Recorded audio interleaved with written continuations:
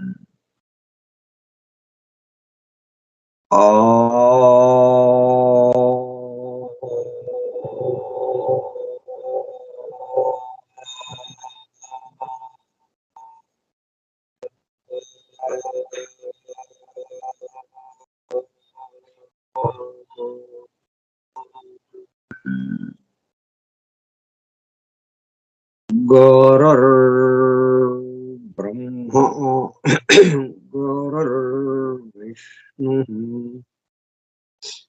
गुरुर्देवो महेश्वरः गुरुः साक्षात् परं ब्रह्म तस्मै श्री गुरवे नमः।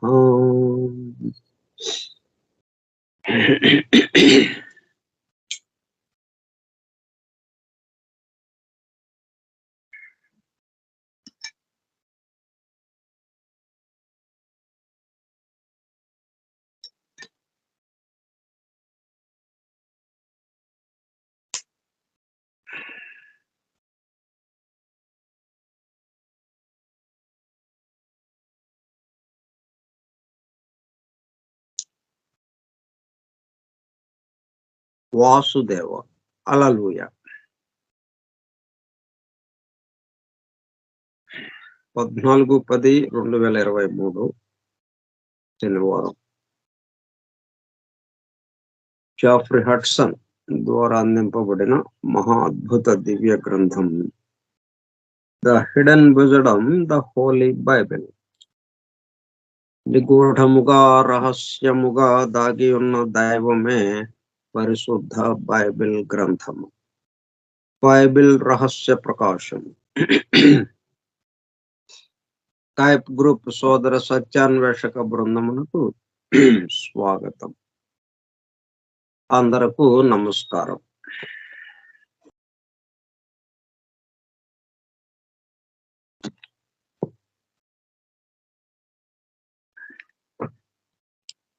అపొస్తలుడైన పౌలు వివిధ ప్రాంతాల వాళ్ళకి రాసినటువంటి లేఖల్ని చూస్తున్నాం పత్రికలు.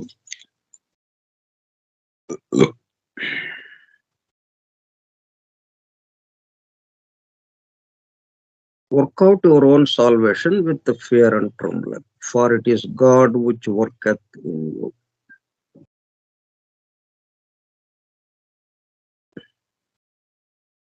The German mystic of the Middle Ages, Germany దేశానికి సంబంధించినటువంటి ఒక మర్మవాది, ఒక మర్మయోగి, మధ్యయుగాల నాటి ఒక మర్మయోగి షెఫ్లర్. ఈయన ఎవరంటే 1624 జన్మించి 1677 మరణించాడు. 53 సంవత్సరాలు జీవించాడు ఆయన. ఆఫ్ బ్రెస్లావ్, సలిషియా, జర్మనీకి సంబంధించిన వాడు. Studied medicine in Strasbourg and in Leiden. Contacted Jacobo in Padua, Italy. Became a Franciscan monk and priest.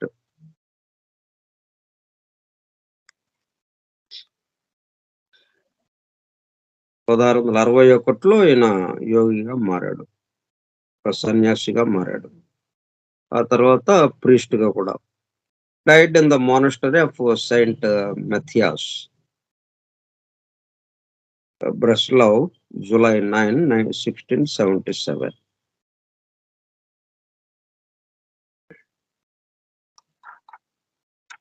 ఆయన 2 గ్రంథాలు రాశాడు.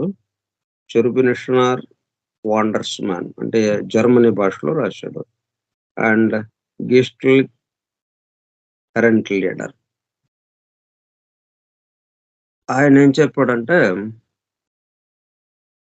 Who wrote as Angelus Salesius expressed in the following words the necessity for translating it into interior experience, certain episodes in the life of Christ. క్రీస్తు జీవితంలోని కొన్ని సన్నివేశాలని మనం ఆంతరంగిక అనుభూతిలోకి తీసుకోవాల్సిన అవసరం ఉంది. Translating into interior experience. అది మనలో జరిగినట్టుగా. క్రీస్తు ఒక్కడికే జరిగింది అక్కడెక్కడో యెరూషలేములో పుట్టిన ఒక దేహంతో సంచరించినటువంటి ఒక రూపంతో. ఆయనకే కాదు, అదే ఎక్స్పీరియన్స్ మనం కూడా పొందాలి. ఎట్లా అంటే, దో Christ 1,000 times in Bethlehem be born. మనం బాహ్యంగా కాకుండా ఆంతరంగికంగా అంటే ఇంకా దగ్గరికి వెళ్ళాలి, ఆయనగా మారాలి అని. ఏదైనా మనం ఏం చేస్తున్నాం, సమీపానికి వెళ్తున్నాం. ఒక విగ్రహం సమీపానికి వెళ్తున్నాం, ఒక గురువు సమీపానికి వెళ్తున్నాం, అక్కడితో ఆగిపోతున్నాం. ఆగిపోయి ఏం చేస్తున్నాం, మన భౌతిక విషయాలకి సంబంధించినటువంటి ఒడిదుడుకులు లేకుండా సాఫీగా మన యొక్క జీవన ప్రయాణం జరిగేటట్టుగా చూసుకుంటున్నాం. ఇక్కడ జరుగుతున్నది. అవతార పురుషులు వచ్చినా అలాగే చేస్తున్నాం, దేవాలయాలకు వెళ్ళినా అలాగే చేస్తున్నాం. గురు రూపంలో మనకి సమీపానికి వచ్చినటువంటి వాళ్ళని కూడా అంతవరకే ఉపయోగిస్తున్నాము అన్నట్టుగా ఉంది. ఎందుకని though Christ 1,000 times in Bethlehem be born, 1000 సార్లు జన్మించినా ఏమిటి, ఒకసారి జన్మించాడు సరే, ఇట్లా 1000 సార్లు జన్మించినా గాని and not with in thy self, నీలో ఆయన్ని ప్రతిష్ఠించుకోకపోతే. అదే కదా అపోస్తలుడైన పౌలు ఎంత ఆరాట పడుతున్నాడు, ప్రసవవేదన పడుతున్నాడు. మీలో ఆ క్రీస్తు స్వరూపము జన్మించాలి, మీలో క్రీస్తు జన్మించాలి అని. And not with in thy self, ఎవరికి వాళ్ళకి వాళ్ళ అంతరాంతరాల్లో ఆ అనుభూతిని పొందకపోతే thy soul will be forlorn. Thy soul will be forlorn.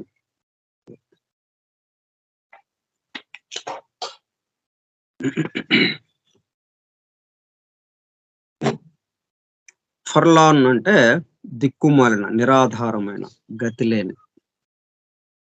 అంటే మన ఆత్మ ఏమవుతుంది, దిక్కులేనిది అయిపోతుంది, నిరాధారంగా ఉన్నట్టు అవుతుంది, గతి లేనిది లాగా అయిపోతుంది. ఎందుకని మనకి గతిగా ఉన్నటువంటి, మనకు ఆధారంగా ఉన్నటువంటి,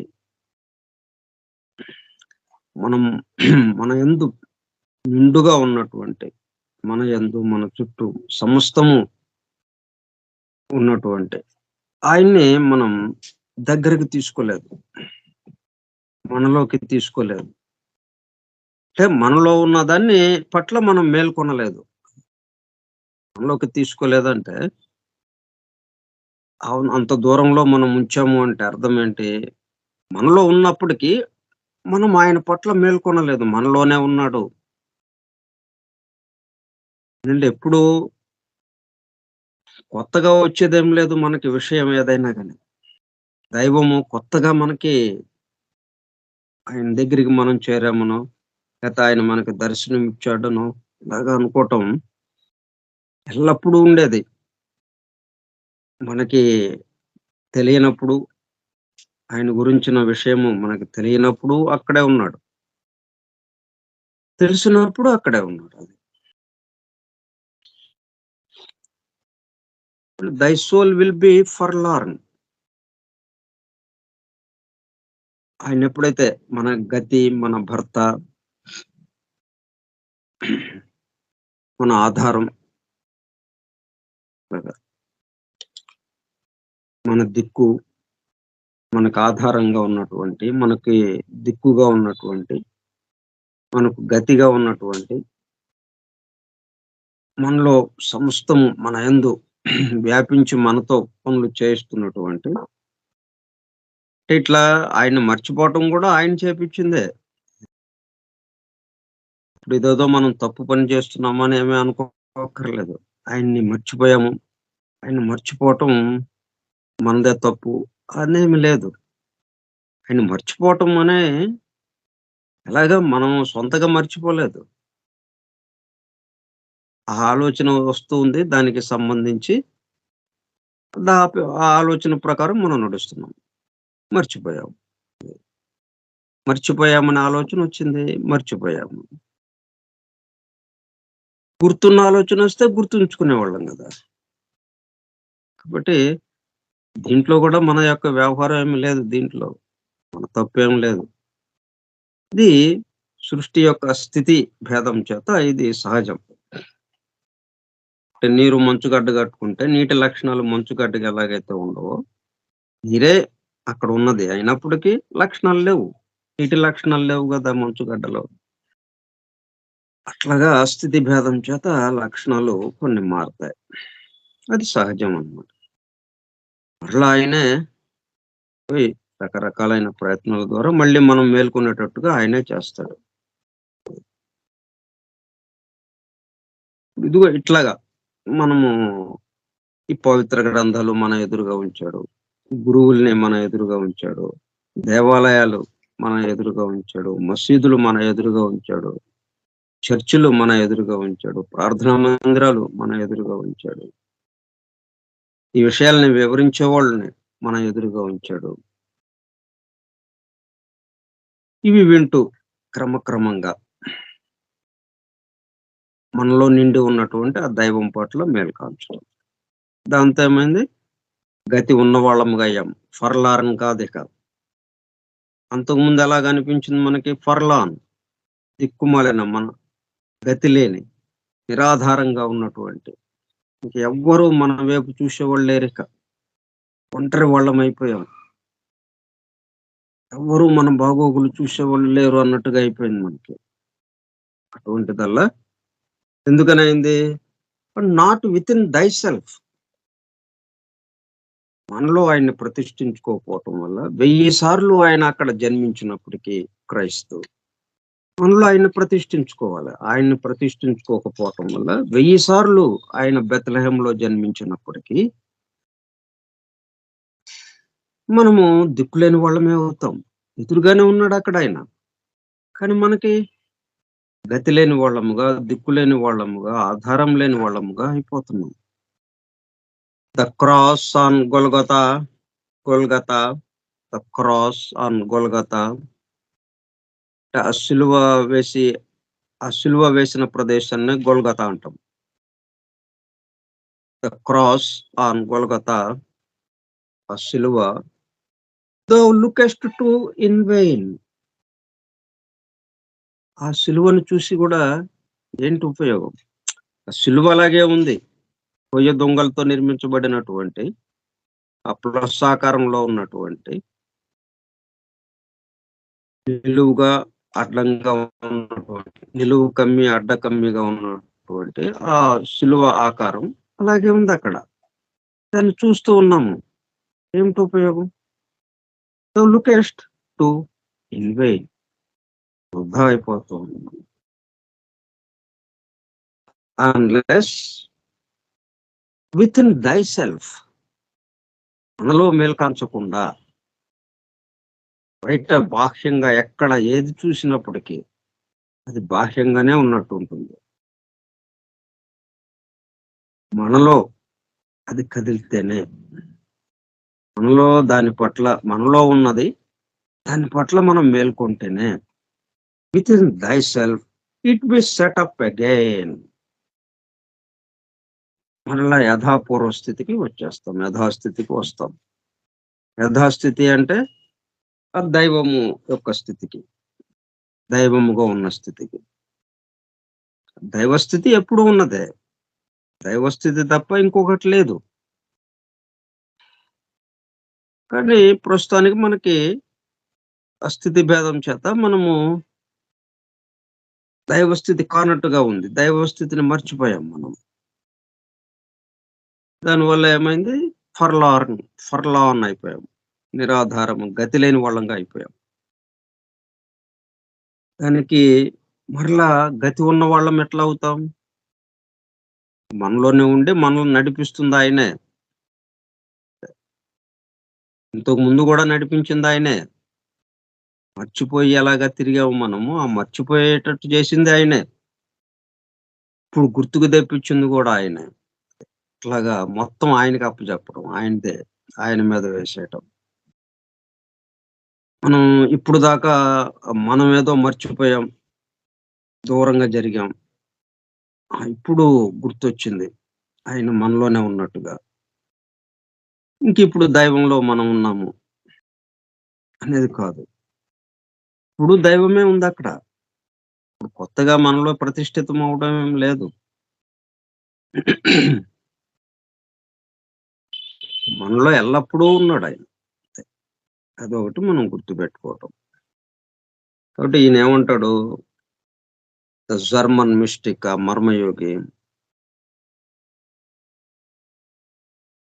"Thou Christ 1,000 times in Bethlehem be born." 1000 సార్లు బెత్లెహేంలో ఆయన జన్మించినప్పటికీ, and not within thyself, నీలోకి రాకుండా, నీలో ఆయన జన్మించకుండా. అపోస్తలుడు పౌలు కూడా అదే చెప్తున్నాడు. మీలో జన్మించాలి, మీలో జన్మించాలి అని. మీలో లేకుండా థై సోల్ విల్ బి ఫర్లార్న్, గతి లేనిదిలాగా అయిపోతుంది. దారం తెగిన గాలిపటం లాగా అయిపోతుంది మనది. దారం ఉంటే ఆ దారాన్ని పట్టుకుని గాలిపటం మనకి వీలుని బట్టి మనం తిప్పుతాం. కాబట్టి ఆ దారం అది ఆ దైవము. ఇప్పుడు దైవం లేడు అనుకుంటున్నాం. దాంతో ఏమైంది? దారం తెగిపోయింది.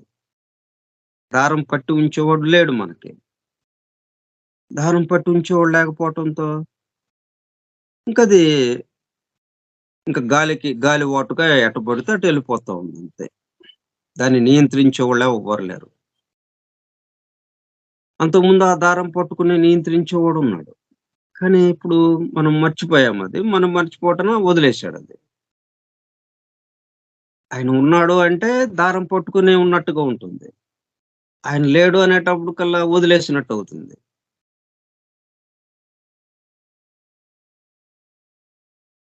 దాంతో మనం గాలివాటుకి మన ప్రయాణంలాగా అయిపోతుంది. ఇప్పుడు ఆయన ఉన్నాడు, మనలోనే ఉన్నాడు. అంటే ఇంక దారం పట్టుకున్నాడు ఆయనిక. ఇంకా ఆయన చేతిలో ఉందిక. మనం గాలిపటం అయితే, ఈ మన గాలిపటం యొక్క ప్రయాణం ఆయన చేతిలో ఉంది. చక్కగా ఆడుకుంటూ ఉంటాడు మనతో. గాలిపటం ఎందుకు? ఆడుకోవటానికే కదా! ఎవరు ఆడుకోవటానికి? దారాన్ని పట్టుకునే ఉన్నవాడికి. దారాన్ని ఎవరు పట్టుకునే ఉన్నాడో వాడు ఆడుకోవటం కోసం ఉంది గాలిపటం అక్కడ. కాబట్టి మనం మనతో ఆడుకోవటానికి ఉన్నాడు ఒకాయన అక్కడ. అది ఆడుకుంటాడు చక్కగా. ఇట్లాగా ఆ గాలిపటం మనకి మన గాలిపటానికి ఉన్న దారాన్ని పట్టుకుని మనతో ఆడుతాడు అది. అంటే సేఫ్‌గా. వాడు ఆయన ఎంతసేపు ఆడినా గాని మనకి ఇబ్బందేం ఉండదు. అదే ఆయన వదిలేస్తే ఇంకా అలా ఎటు వెళ్తామో తెలియదు. మొత్తం గతి లేని వాళ్ళం అయిపోతాం, నిరాధారం అయిపోతాం.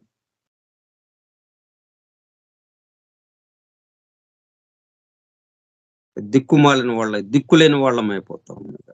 ఎటు వెళ్తుందో తెలియదు ఇక గాలిపటం. ఇప్పుడు ఈయన పట్టుకున్నాడు.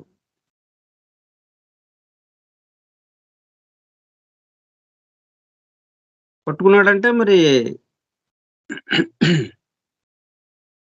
మనలోనే ఉండాలి అది పట్టుకునేవాడు. లేకపోతే మనలో లేకపోతే అది దారం తెగినట్టు అయిపోతుంది. దారాన్ని వదిలేసినట్టు అయిపోతుంది. అందుకని వితిన్ థై సెల్ఫ్ మనల్ని పట్టుకున్నవాడు, మనల్ని ఆడించేవాడు మనలోనే ఉన్నాడు. ఇంకేంటి మనకు భయం? మనల్ని నడిపేవాడు మనలోనే ఉన్నాడు. The cross on Golgotha thou lookest to in vain, unless within thyself it be set up again. ఆ సిలువని మన హృదయంలో ప్రతిష్ఠించుకోవటం. ఆయన దేనికి సిలువ మీద మరణించాడు? మన కోసం. ఎందుకు? ఆయన మనలో ఆయన్ని మేల్కొనేటట్టుగా చేయటం కోసం. అంటే దేహం రూపము మరణించింది, ఆత్మ అలాగనే ఉంది. కాబట్టి ఆయన ఆత్మని మనం, ఆయన దేహాన్ని కాకుండా ఆయన చైతన్యాన్ని, ఆయన ఆత్మని మనలో ఉన్నాడన్న భావనతో. రూపానికి పరిమితమైతే అది 60 సంవత్సరాలు జన్మించిన ఒక రూపం అంతవరకే గుర్తుంటుంది. అదే రూపానికి మించినటువంటి, రూపానికి అతీతంగా ఉన్నటువంటి అచైతన్యం ఏదైతే ఉందో అది అందరిలోనూ నిండి ఉన్నది. రూపం అంటే పరిమితం అయిపోతుంది. ఇట్లా within thy self it be set up again. ఇప్పుడు మనము దారాన్ని పట్టుకున్నటువంటి గాలిపటంగా ఉంటాం. Herein lies the heart of the true religion. మతాలు ఎందుకు వచ్చినాయి? దైవంని మనలో ప్రతిష్ఠించుకోవడం కోసం. ఎవరు ఆ దైవము? మొత్తంలో వ్యాపించి ఉన్నవాడు, అంతకు ముందు కూడా ఉన్నవాడు, మనము ప్రతిష్ఠించుకోక ముందు కూడా ఉన్నవాడు మనలోనే. మనం కొత్తగా ప్రతిష్ఠించుకోవడం లేదు. ఇప్పుడు దేవాలయం అంటే కొత్తగా దేవాలయం కడతారు. దేవాలయం కట్టి ఆ విగ్రహాన్ని అక్కడ ప్రతిష్ఠిస్తారు. అంతకుముందు అక్కడ దేవాలయం లేదు, ఇప్పుడు దేవాలయం వచ్చింది అక్కడ. ఇంకా అక్కడి నుంచి దానికి పూజలు అవి జరుగుతుంటాయి అక్కడ. కానీ అది ఒక రూపంలోకి తెచ్చాము తప్పితే అది అంతకు ముందు ఉన్నదే. అట్లాగే మనలో కూడా అంతకు ముందు ఉన్నదే. అంతకు ముందు సర్వవ్యాపి ఆయన. కొత్తగా ఒక చోట ఎక్కడ మనం ప్రతిష్ఠిస్తాము? ఆయన లేని చోట కదా ప్రతిష్ఠించేది. అంటే ఇక్కడ లేడండి, అందుకని ఇక్కడికి తీసుకొచ్చి ఇక్కడ ప్రతిష్ఠిస్తున్నామండి అని అనొచ్చు మనం. ఆయన లేని ప్రదేశం ఎక్కడుంది? ఆయన ఉన్న ప్రదేశం తప్పితే ఇంకా లేని ప్రదేశం లేదు. ఉన్న ప్రదేశమే ఉన్నది, ఉన్నదే ఉన్నది.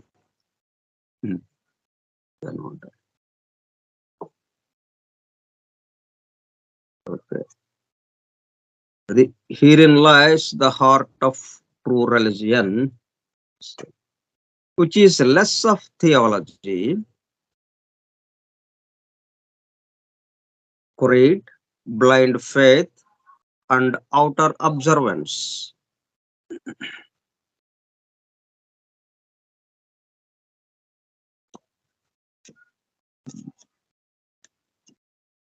భాష్యంగా చూసేటప్పుడు కల్లా మనము ఈ మతాల యొక్క దీంట్లో పడిపోవాల్సి వస్తుంది. ఒక్కొక్కళ్ళు ఒక్కొక్క రకంగా కనిపిస్తూ ఉంది, ఒక్కొక్క పేరుతో. ఇలాగ చెప్పేటప్పుడు కల్లా రకరకాల మతాలు మనకి వచ్చినాయి. కానీ ఎన్ని రకాల మతాలు ఉన్నా మనకేం ఇబ్బంది లేదు. ఆ మతాల యొక్క హార్ట్ ఆఫ్ ద రిలిజియన్, హృదయం ఏమిటి, దేని మీద ఆధారంగా ఉంది, దానికి ఆధారం ఏంటి, ఒకటి. దానికి ఆధారం మిగతాన్నిటికి ఏది ఆధారమో దీనికి అదే ఆధారం. మొత్తానికి ఆధారం ఒకటే. Which is less of theology.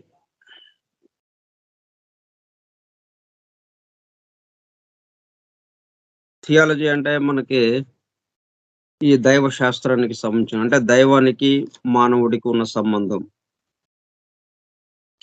ఈ ఆధ్యాత్మికతకి భౌతికతకి ఉన్న సంబంధం, ఇట్లా వీటి గురించిన విషయాలు తెలియచేసేది. అంటే భగవంతుడు వేరు మనం వేరు అన్నట్టుగా ఆయన దీన్ని సృష్టించాడు.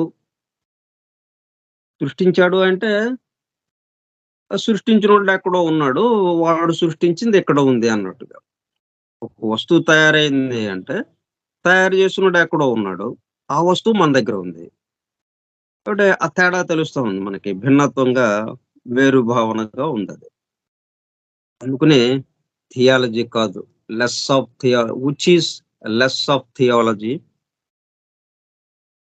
అంటే సృష్టికర్త ఇద్దరు లేరు అక్కడ. సృష్టికర్తే సృష్టిగా దిగి వచ్చాడు, నీరే మంచుగడ్డగా వచ్చింది. అది మనకు కావాలి. ఇప్పుడు మనం థియాలజీ ఒక శాస్త్రం పెట్టుకున్నాం. థియాలజీ అనేటప్పుడు కల్లా దైవ శాస్త్రం. అంటే దైవ శాస్త్రం అంటే దైవానికి మానవుడికి ఉన్న సంబంధం. అంటే అక్కడ ఇద్దరు ఉన్నారు అన్నట్టుగా, ఆయన ఎక్కడో వేరే ఒక చోట ఉన్నాడు అన్నట్టుగా, ఆయన కోసం మనం పాటుపడాలి అన్నట్టుగా, ఆయన దగ్గరికి మనం వెళ్ళాలి అన్నట్టుగా ఈ విషయాలన్నీ దాంట్లో చర్చించారు. కాబట్టి ఆ థియాలజీ మనకొద్దు, ఆ థియాలజీ అక్కర్లేదు. Heart of the true religion మనకు కావాలి. క్రీడ్.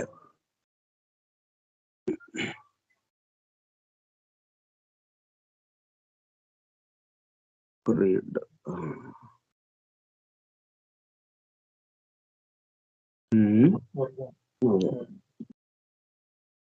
అంటే జాతులు, వర్గం. ఇట్లా మనకి ఎన్నో జాతులు, ఎన్నో వర్గాలుగా, రకరకాల వర్గాలుగా చీలిపోయి ఉన్నాయి మనకి.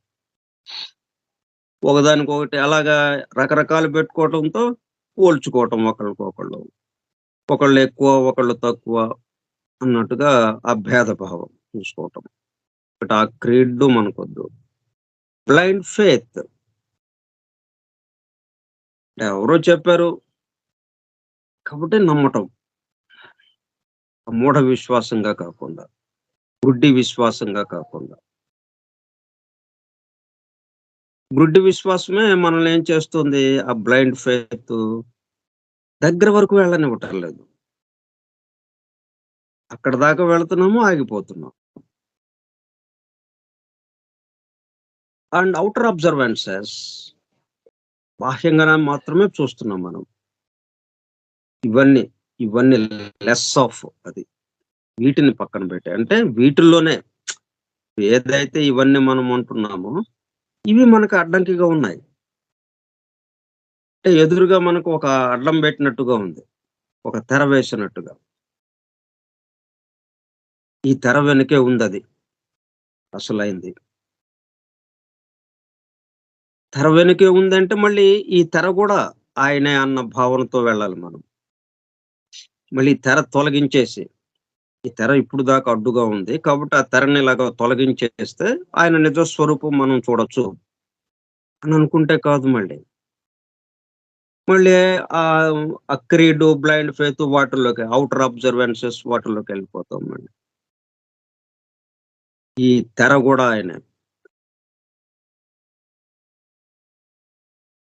దాన్ ఆఫ్ డీప్ ఇంటీరియర్ ఎక్స్పీరియన్స్. ఈ హార్ట్ ఆఫ్ ద రిలిజన్ అంటే ఇంటీరియర్ ఎక్స్పీరియన్స్, అనుభూతి చెందటం. అనుభూతి చెందటం అంటే ఆయన మనలో ప్రతిష్ఠించుకోవటం. మనలో ఒక్కళ్ళలోనే కాదు, మొత్తంలో ఉన్నాడు. ఇసుక రేణువు, చీమ, వృక్ష, చిన్న గడ్డి ముక్క, గడ్డి పరక, సమస్త ముందు ఆయన ఉన్నాడు అన్న భావన.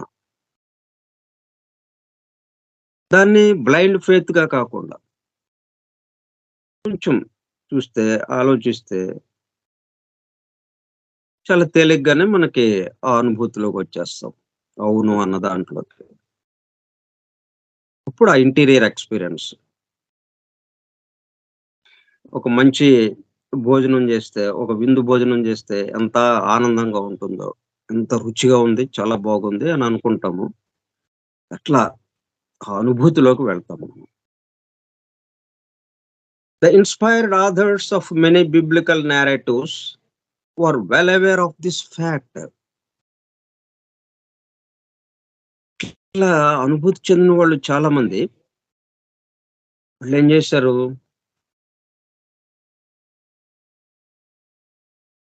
ఈ బైబిల్‌లో ఉన్నటువంటి, ఈ పరిశుద్ధ గ్రంథంలో ఉన్నటువంటి నేరేటివ్స్ అంటే అనేక రకాల సంఘటనలతో కూడుకొని ఉన్నది గదా! వాటిని వివరించటం, వాటిని వర్ణించటంలో వాటికి ఆ సంఘటనలకి వాటికి వాళ్ళు ఇన్‌స్పైర్ అయ్యారు. ప్రేరణ పొందారు వాళ్ళు. అంటే ప్రేరణ పొంది లోపలికి పీల్చుకున్నారన్నట్టుగా ఈశ్వర ప్రేరితంగా. అంటే తమలోది అది మేల్కొంది. ఎప్పుడైతే ఆ బైబిల్‌లో ఉన్న ఇప్పుడు మనం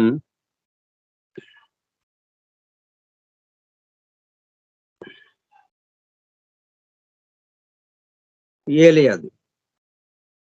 ఏలియా లాగానే ఎన్నో రకాల ఎంతో మందితో ఉన్న సంఘటనలున్నాయి. అట్లా ఒక్కొక్క సంఘటన ఏలియా సంఘటన చదివినప్పుడు ఎర్త్‌క్వేక్, విండ్ అండ్ ఫైర్. వాటి తర్వాత still a small voice was heard. ఇట్లా దైవానుభూతిలోకి వెళ్ళటం జరిగింది. అది ఏలియా ఎళ్ళాడని అన్నారు. మరి చదివిన వాళ్ళు వెళ్ళిపోవాలి వాళ్ళు గూడా. అది అట్లా వెళ్ళిపోయిన వాళ్ళున్నారు. Inspired authors. అది చదివి ఇన్‌స్పైర్ అయిన వాళ్ళు ఆ ఈశ్వర ప్రేరితంగా వాటిని మనకి వివరిస్తూ, వర్ణిస్తూ మనకి వాళ్ళ యొక్క అనుభూతిని మనకి తెలియజేశారు. ఇదే ఫ్యాక్ట్‌ని, ఇదే విషయాన్ని ఇట్లా మనం అనుభూతి పొందాలి. మనలో ఆయన్ని ప్రతిష్ఠించుకోవాలి. మనలో ఉన్నాడాయన అన్నట్టుగా. ఈ సమస్తమందు ఉన్నాడు అన్నట్టుగా.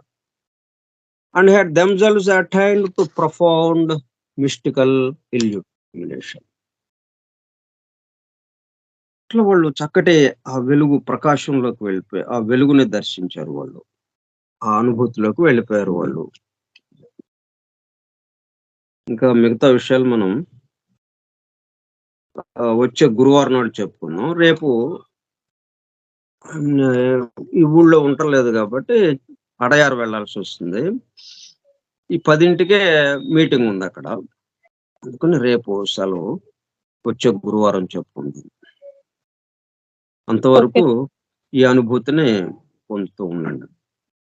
Okay sir. Thank you sir. స్వస్తి ప్రజాభ్యః పరిపాలయంతాం న్యాయేణ మార్గేణ మహీం మహీషాః. గోబ్రాహ్మణేభ్యః శుభమస్తు నిత్యం. లోకాః సమస్తాః సుఖినో భవంతు. లోకాః సమస్తాః సుఖినో భవంతు. లోకాః సమస్తాః సుఖినో భవంతు. ఓం శాంతి శాంతి శాంతి. ఓపికగా ఉన్నటువంటి సోదర సత్యాన్వేషక బృందంకు ధన్యవాదములు. Thank you all. Vasudeva. Hallelujah. Thank you sir.